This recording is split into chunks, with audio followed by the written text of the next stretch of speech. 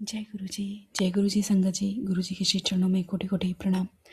संगत जी, मेरा आज का शुक्राना सत्संग है कि गुरु जी जो रिपीटेड सत्संग सुनाते हैं उससे क्या मतलब मेरा उपकार हुआ है, मेरा कल्याण हुआ है, उसके लिए है। एक्चुअली हम लोगों ने अभी इसी साल घर लिया है और गुरु जी ने ही ब्लेस किया है, और हम तो लेना ही नहीं चाह रहे थे क्योंकि हमारी तो लिमिट ही नहीं थी। हम काफ़ी लाइक फाइनेंशियल आप कह लीजिए कि टाइट हो गए थे। एक क्राइसिस तो नहीं कहूँगी, बट काफ़ी अपहीवल आ गया था। तो वो लास्ट ईयर आया था, बट उससे क्या हुआ कि हमारी सारी सेविंग चली गई थी, यूज़ हो गई थी, और हमारे पास इतने पैसे नहीं थे।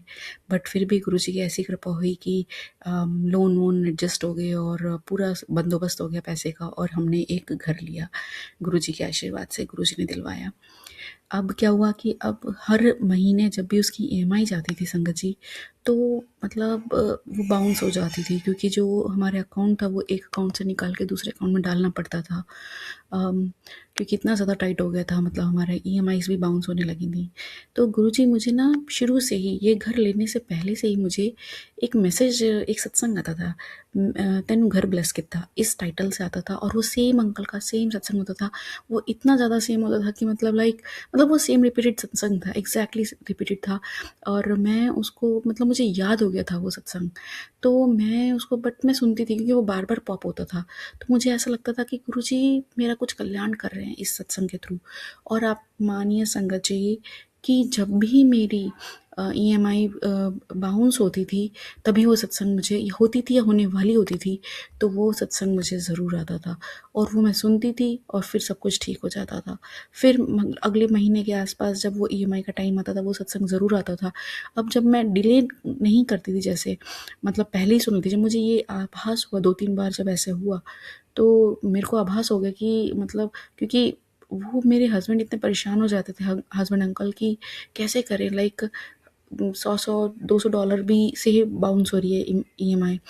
तो बहुत परेशानी हो जाती थी, और फिर वो निकालो दूसरे से, और वो स्पेसिफिकली जाना पड़ता था अकाउंट से पैसे निकाल के दूसरे अकाउंट में डालने के लिए।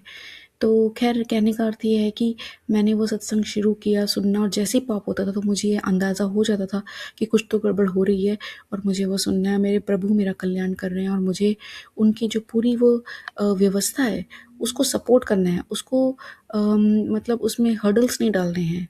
आप अगर मैं ये सत्संग नहीं सुनूंगी, तो जो सिंपली जो सत्संग सुनने से मेरा कल्याण हो जाएगा, वो नहीं होएगा।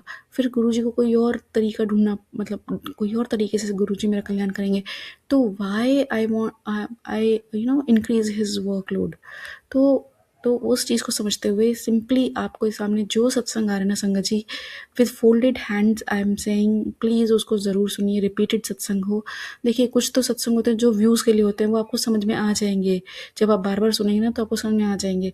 बट अगर आपकी लाइफ में कुछ ऐसी सिचुएशन चल रही है और जिससे रिलेटेड वो सत्संग है, और नहीं भी, और फिर भी वो आ रहा है, तो कृपया करके सुन लीजिए। वो व्यूज़ के लिए नहीं होगा, वो डेफिनेटली आपका कल्याण करेगा, और ये आपको बाद में बात ज़रूर समझ में आएगी। और यही है, मैं गुरुजी का यही शुक्राना करते हैं कि गुरुजी के तरीके बहुत ही अनोखे हैं, मगर बहुत ही प्यारे हैं, सिंपल हैं, जो हम लोग बहुत आसानी से कर सकते हैं।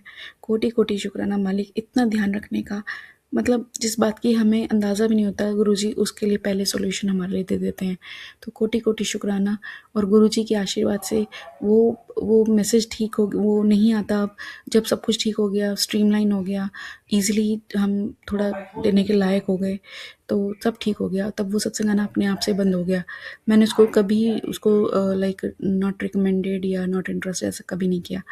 तो मतलब मैंने I never touch, like I never subscribe any channel, I never do that anything not interested. और हाँ, जो मुझे लगते हैं फेक और वो व्यूज़ वाले, तो मैं डेफिनेटली उनको मना कर देती हूँ, मतलब लाइक नॉट रिकमेंडेड कर देती हूँ।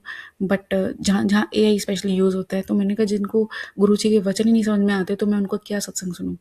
तो खैर, गुरु जी का कोटि कोटि शुक्राना, कृपा बनाए रखें प्रभु, सद्बुद्धि दें सही गलत को समझने की, और आपकी लीला को समझने की, और भूलों के लिए क्षमा करें, सब पर कृपा बनाए रखें। जय गुरु जी, शुक्राना गुरु जी।